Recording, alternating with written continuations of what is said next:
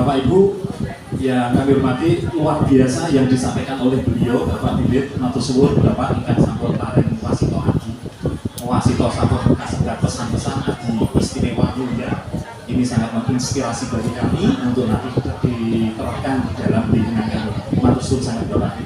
Bapak Ibu, PPAD dan para putri prajurit sungguh luar biasa. Pada hari ini kita dapat berkolaborasi, dapat bersinergi. Bapak Ibu, apa yang dimaksud sinergi kira-kira? Kira-kira? Mari Bapak Ibu kita lihat. Bapak Ibu pasti punya jari. Kira-kira kalau satu jari ini kira-kira mampu mengangkat beban berapa Bapak? 2 kilo? Berani? Satu jari tidak berani. Satu jari tidak mampu mengangkat 2 kilo. Kalau kira-kira 5 jari, kira-kira bisa mengangkat 20 kilo tidak? Ternyata bisa. Satu jari tidak mampu 2 kilo, tapi 5 jari ini bisa mengangkat 20 kilo. Itulah sinergi.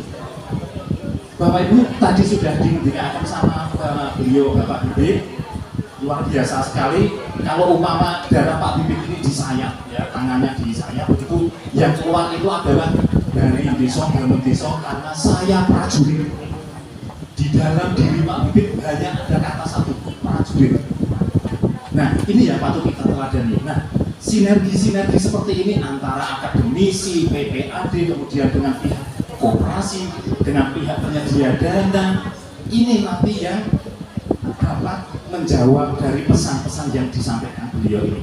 Sinergi. Inilah maka hari ini temanya ini adalah ngumpulnya balik bisa. Bapak Ibu, para putra putri prajurit ini berada di mana-mana. Para putra putri prajurit ini memiliki potensi yang luar biasa. Pertanyaannya adalah sekarang, lalu apa yang sudah dilakukan seperti yang beliau dicontohkan menjadi seorang prajurit? Mari kita flashback. Bapak Ibu orang tua yang telah menjadi prajurit ini, beliau rela meninggalkan segala sesuatunya untuk negara.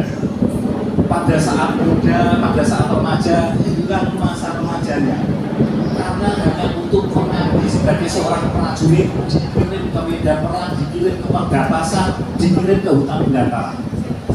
Pada saat memasuki masa pernikahan, rela meninggalkan pada masa pernikahannya karena panggilan dari negara untuk menjadi seorang patriot, menjadi seorang pejuang.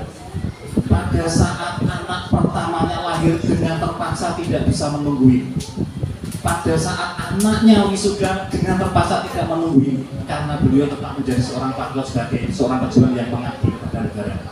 Pertanyaannya adalah, pesan utama adalah, sebagai seorang putra putri prajurit, mampukah kita meneladani menjadi seorang prajurit, menjadi seorang pejuang? Mari kita berikan kembali. Sementara putra putri prajurit ada di mana-mana. Itulah pentingnya nanti dari 2 jari yang tidak mampu 2 kilo, kemudian menjadi 5 jari, menjadi mampu mengangkat 20 kilo, 25 kilo. Inilah sinergi. Anak prajurit harus bangkit di tahun 2023. Siap Bapak Ibu? Oke, terima kasih. Silakan slide yang kedua. Bapak Ibu, mari kita lihat contoh konkret sederhana sinergi. Bapak Ibu pasti mengenal yang namanya gilo-gilo.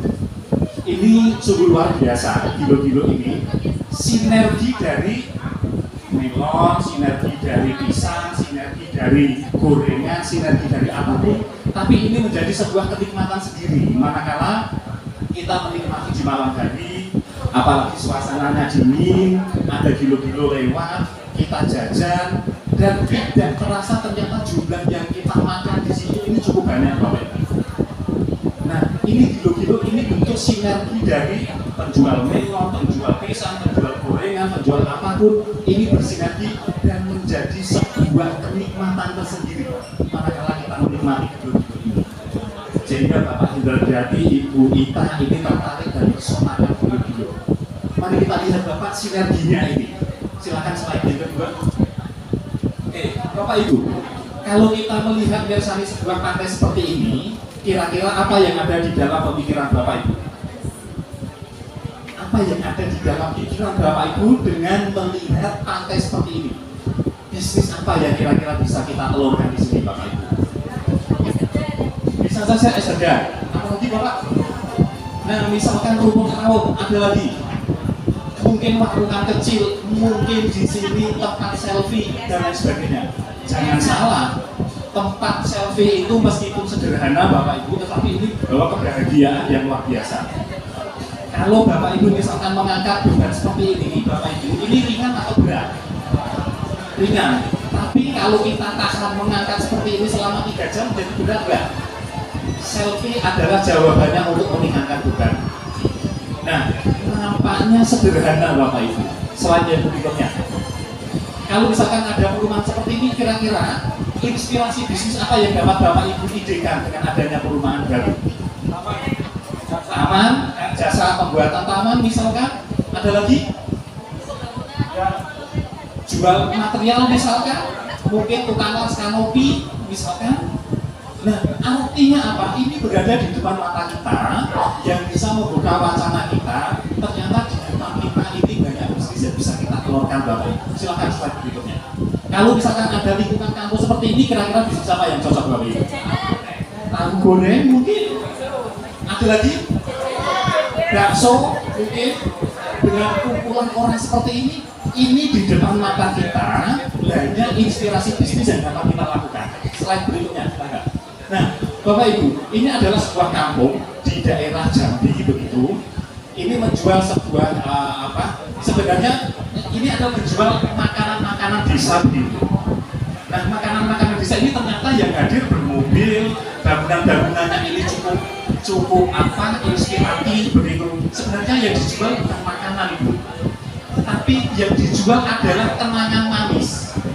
Manakala yang hadir di situ mengingatkan kita zaman dulu nanti saya itu makannya gedok, saya itu makannya kerokokan, saya itu makannya ketela pohon. Pada saat menghadirkan makanan sederhana di lingkungan persawahan, di dalam konteks perkebunan di kampung belakangnya ada sungai. Dulu saya nyari ikan di sini, mancing di sini, nyelam di sini. Ini yang dijual adalah kenangan manis pada saat masa kecil. Ini ada di depan mata kita Bapak Ibu. Ini bisa menjadi sebuah inspirasi bisnis bagi kita. Dan ini nampaknya Bapak Ibu yang potensinya luar biasa, yang tersebar berada di mana-mana, bisa bersinergi untuk menghadirkan bisnis-bisnis yang seperti ini Bapak Ibu. Silakan. Nah Bapak Ibu, ada yang kandungan jam dengan mungkin yang warna-warni. Ada yang punya jam tangan yang warna-warni, saya pinjam Ibu. Ibu, ada jam tangan warna-warni nggak Ibu? Oke, silakan mohon pinjam Ibu. Oke, ini contoh kecil Bapak Ibu. Nah, Ibu punya jam tangan ini berapa tahun Ibu? Ada 3 tahun. Kira-kira dalam 1 hari ini dipersani berapa kali? Sering kali. Kalau boleh saya sebutkan bisa 10 kali Bu? Lebih. Oke, sebut saja 10 kali. 3 tahun 365 hari kali 3 ada 1000 hari lebih. 1000 hari kali 10 kali per hari berarti berapa kali Bu? 10.000. Pertanyaannya sekarang, Ibu, mereknya ini apa Ibu? Kemudian warnanya ada apa saja Ibu? Warna yang ada di dalam jam ini. Ini gambar Ibu kan? Ya, warnanya ada berapa Ibu? Oke. Kemudian angka yang di bawah menunjukkan angka apa saja Ibu? Terus angka yang di sebelah kanan apa saja Ibu? Katanya sudah dilihat 1000 kali, 10.000 kali begitu kan? Ya nggak hafal. Berarti ini bukan milik Ibu, ini milik saya mungkin Ibu. Ya kan karena nggak hafal sudah 10.000 kali Ibu. Oke, terima kasih Ibu. Ini sebuah ilustrasi Bapak Ibu bahwa sebenarnya yang ada di depan mata kita yang sudah dilihat 10.000 kali, ternyata karena kita menganggapnya sebuah hal yang biasa, sudah tidak dianggap sebagai apa-apa lagi. Padahal itu sebenarnya potensi yang luar biasa. Ya, Bapak, menurut saya bajunya ini sudah berapa tahun Bapak dipakai? Kira-kira Bapak, kancingnya ada berapa Bapak? Kancing bajunya. Nah, kancing bajunya ini mungkin sudah dipakai lebih dari 100 kali begitu. Nggak hafal kancingnya. Nah, artinya apa? Seringkali kita menghadapi hal yang biasa, tapi tidak begitu kita perhatikan. Tapi kalau orang luar yang melihat ini menjadi sebuah potensi bisnis. Nah, maka Bapak Ibu, ayo sinergi yang luar biasa dari para putra putri prajurit ini yang berada di mana-mana, yang ada di mana-mana dan memiliki potensi yang beragam. Ayo bareng-bareng kita melihat yang ada di sekeliling kita. Silakan lanjutkan ke slide berikutnya. Bapak Ibu, mari kita lihat, kita identifikasi Bapak Ibu. Kalau Bapak Ibu akan melahirkan seperti yang dimatikan beliau, mari kita identifikasi dulu. Untuk membuka usaha baru, sumber daya manusia dan manusia, saya yakin Bapak Ibu sudah ada. Para putra putri prajurit, para putra putri pejuang ini ada di mana-mana dan memiliki kemampuan yang sangat luar biasa. Berarti kita sudah tidak ada masalah di poin nomor 1. Kemudian untuk poin yang nomor 2, adanya peluang. Bapak Ibu, mari kita lihat yang ada di sekeliling kita. Ternyata ini peluangnya luar biasa. Hanya karena kebiasaan saja kita menganggapnya sebagai sebuah peluang. Kemudian manajemen tim, Bapak Ibu punya potensi luar biasa, ada di mana-mana. Ayo kita sinergi yang nantinya akan menjadi sebuah potensi bisnis. Tadi beliau tawarkan oleh Bapak Ibu, ada sekian hektar di sana. Silakan, itu berarti peluang Bapak Ibu. Silakan slide berikutnya. Nah, bagaimana untuk mencari peluang? Mari kita ulas satu persatu, mengembangkan ide. Pertanyaannya sekarang adalah ide-ide apa yang ada di sekeliling kita yang Bapak Ibu bersani, yang tadi kalau ada perumahan baru bisa mendirikan perusahaan pengawasan, pembuatan aman, kemudian mungkin ada renovasi. Misalkan ini yang penting Bapak Ibu. Silakan slide berikutnya. Mas, slide berikutnya. Mas. Oke, Bapak Ibu, ada yang punya keinginan untuk menjadi relawan maju? Mari kita lihat cara berpikir kita. Ibu, silakan maju Ibu. Ada yang punya yang berani untuk menjadi relawan yang maju? Ada yang silakan Bapak. Oke, saya gambarkan di sini Bapak.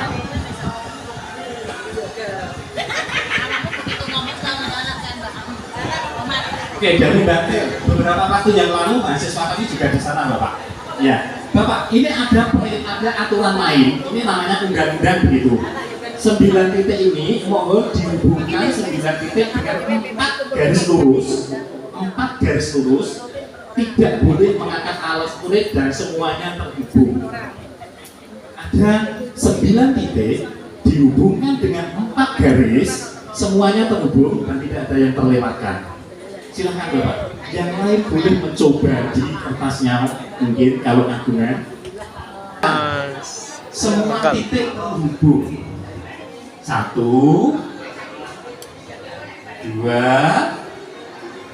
ada 4 garis menghubungkan 9 titik dan tidak boleh ada yang terlewat. 1, 2, 3, 4, 5 kan 4 garis.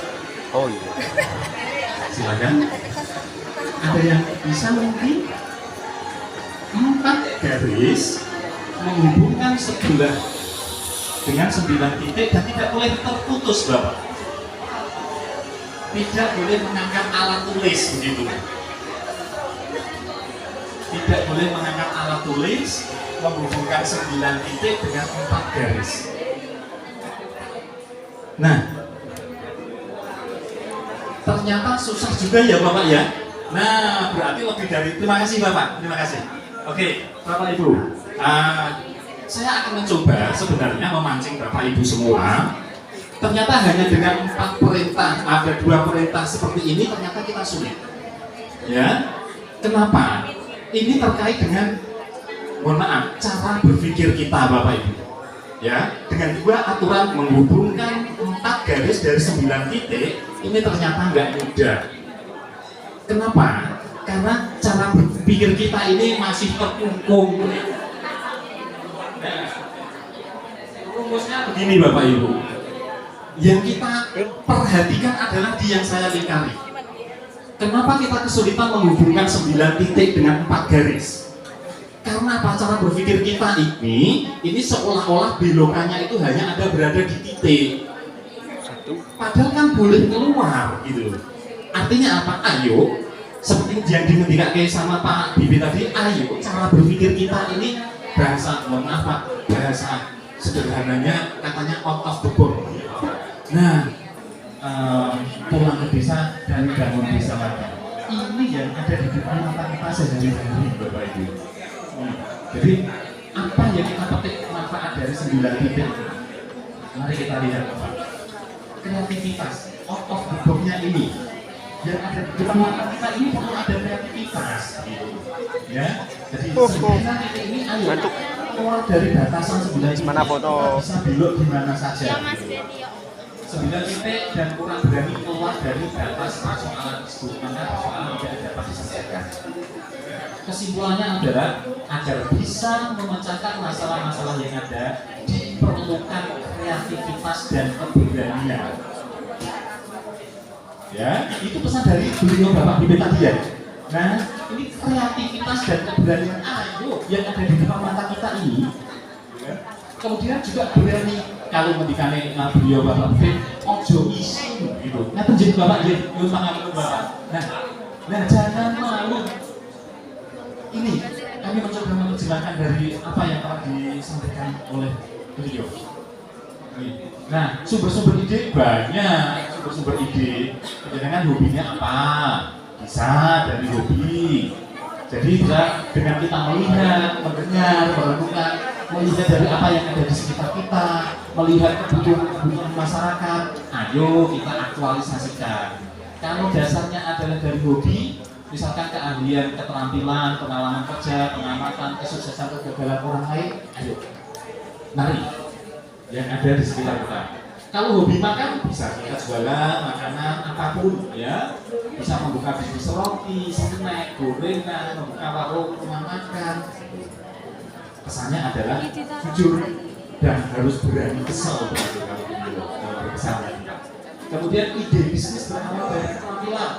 Kalau keterampilannya komputer, ada percetakan, rental komputer, desain grafis. Kalau sekarang misalkan di kekinian orang suka mas selfie terus nanti di-upload ke YouTube, itu diolah dulu. Nah, di YouTuber kan sebelum di-upload itu diolah dulu. Ini kalau kita memiliki keterampilan di bidang komputer. Ide bisnis berawal dari pengalaman kerja. Pada saat kita bekerja di perusahaan konveksi, nanti kita memberikan misalkan dari pengalaman kerja di cafe shop membuka sendiri, dari pengalaman di perusahaan boneka membuka bisnis boneka sendiri. Pemasaran banyak cara, pakai online mungkin atau dengan cara-cara lain. Ide bisnis dari kegagalan dan kesuksesan orang lain, beliau contohkan tadi perusahaan atau supermarket privat, beliau contohkan PO yang ada di Kudus misalkan. Ini bisa menjadi gambaran kita, contoh kita, bagaimana kita memiliki ide bisnis. Kemudian mengamati perkembangan saat ini, banyak pasangan rumah tangga yang berkarir sehingga mereka kekurangan waktu untuk mengurus tugas rumah tangga.